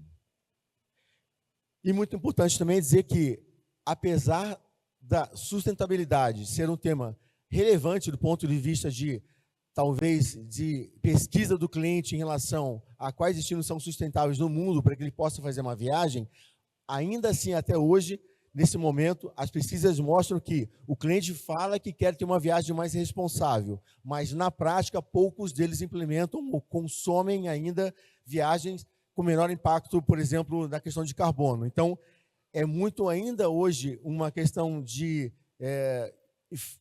imagem da fala daquilo que ele quer escolher, mas é pouco praticado pelo turista. É dizer, se o cliente vai ficar num destino que quer consumir menos água na sua hospedagem, muitas vezes ele diz que isso é importante, mas na prática ele consome na sua viagem, porque ele está relaxado, vai ser só 3 dias, 1 semana naquele empreendimento, então ele acha que não tem que ser tão responsável nesse consumo.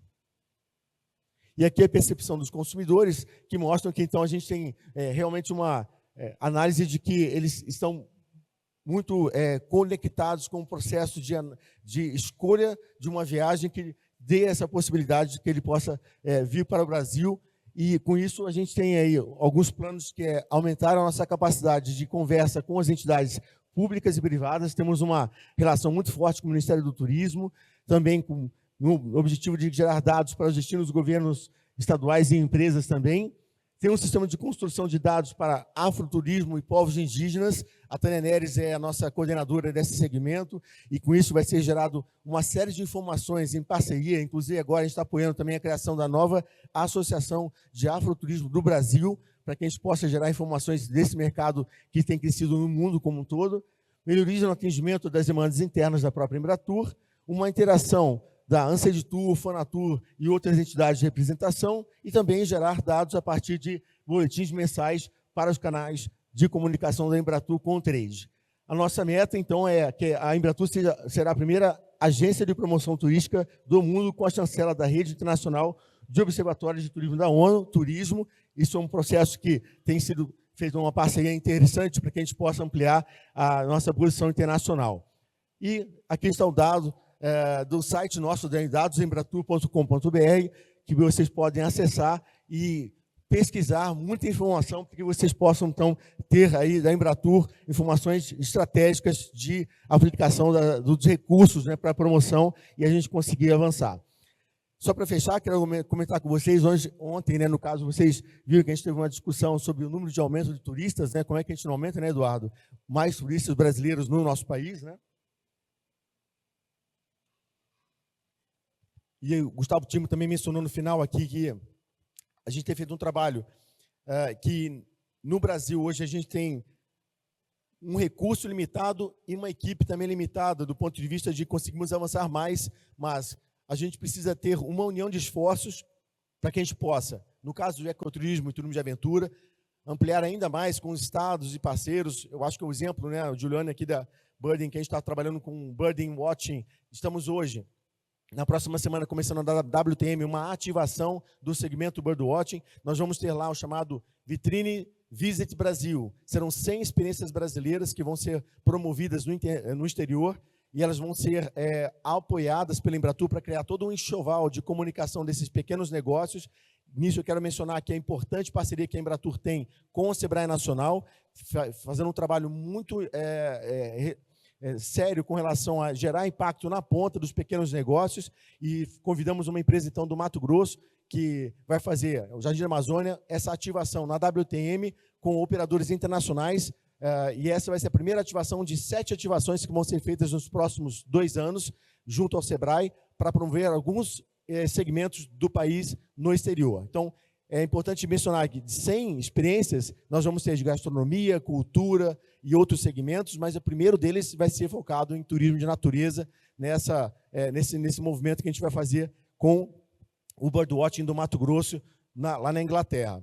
Assim como também nós vamos lançar em breve o Visit Brasil Academy, que é uma plataforma para que a gente possa ter capacitação de operadores internacionais no ambiente online. Para vocês saberem, isso já aconteceu pela Embratur em outros 3 momentos. Agora a gente criou um novo conteúdo, sendo feito aí com muito cuidado e muito carinho, para que a gente possa também ter informação técnica chegando na ponta e que a gente consiga treinar esse operador internacional para que ele possa vender melhor o Brasil.